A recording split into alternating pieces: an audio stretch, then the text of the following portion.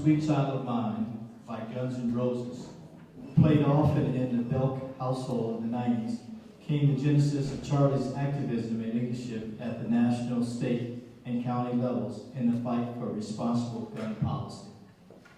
Past board member of the National Million Mom March, state president of the California Brady campaign chapters to prevent gun violence, and the current president of the local Brady chapter here in Orange County. The memory burns bright and fuels the activism that honors the memory of his son. Attorney Blek, passionate, articulate, and author of a Second Amendment article published by the American Bar Association, he remembers his sweet child of mine, Matthew Charles Blek. Ladies and gentlemen, Charlie Blek. This is as technical as I'm going to get. It will be 20 years this June, and you truly would have liked Matthew. Interesting young man. He was an honors math and physics major in college. He was an undefeated high school league wrestling champion, and his hobby was making young men and women happy with his magic tricks.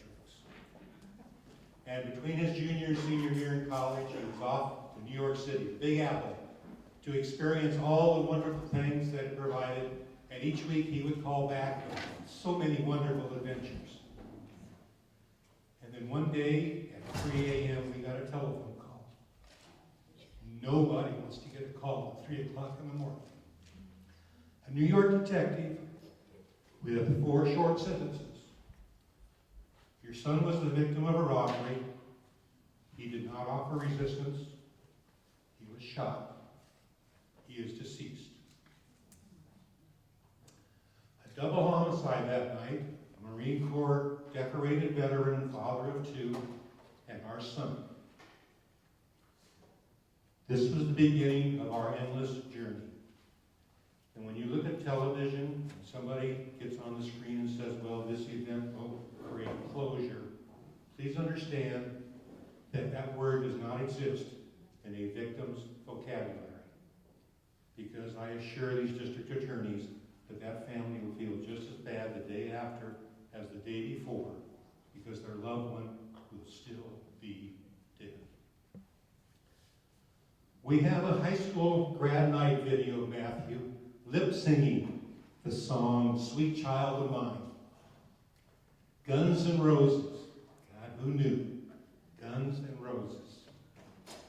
And while this video is a wonderful memory, our Speakers Bureau allows me to go into high schools and various groups to chat about Matthew and his memory and our goals.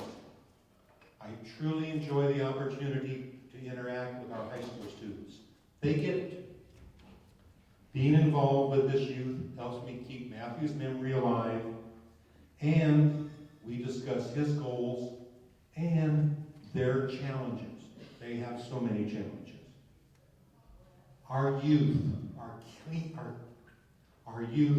keenly aware of the gun violence about them. They seek answers and solutions. And the first thing I tell them is people who look like me have not done a very good job of protecting them.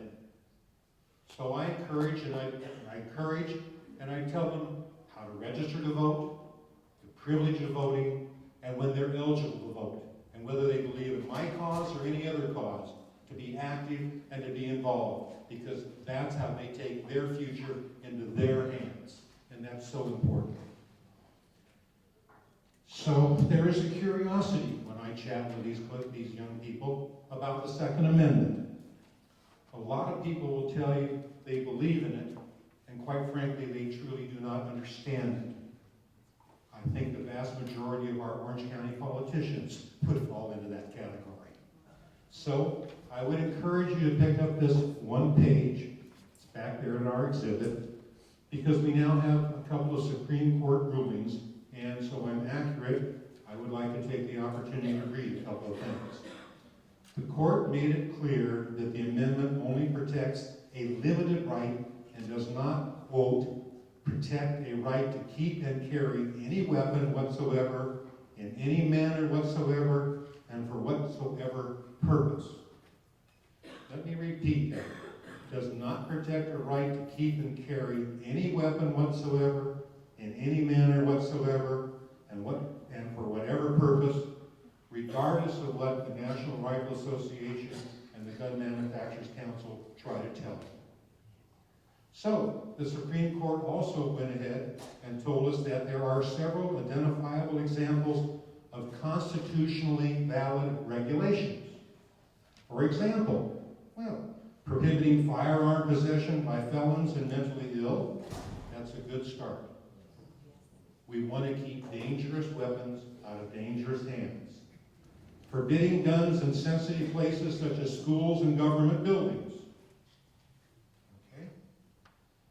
Regulating the commercial sale of firearms. I'm so pleased with California that we have universal background checks here, and our federal government and our folks in Washington, D.C. seem to be having such a difficult time with that concept. The court also noted that the Second Amendment is consistent with laws that ban dangerous and unusual weapons. I kind of think that assault weapons belong with our military and not in our streets all over the streets.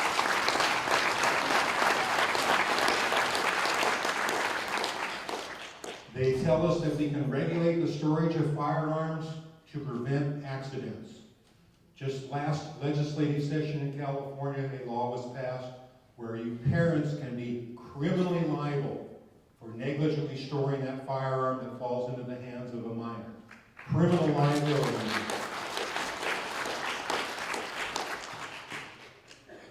We have, and Brady organization has put California as the top strong protective gun laws of the nation, but we still have some work to do. This particular legislative session, we are promoting a bill, SB 53.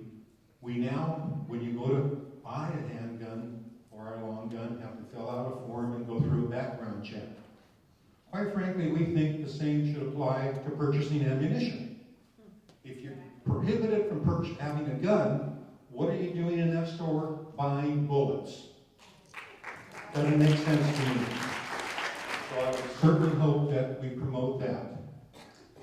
And finally, it is a wonderful experience for me to chat, especially with our young people, to go into the classroom, and I'm reminded of Matthew each and every time, sweet child of mine, and my goal is that none of you will have to walk in our shoes.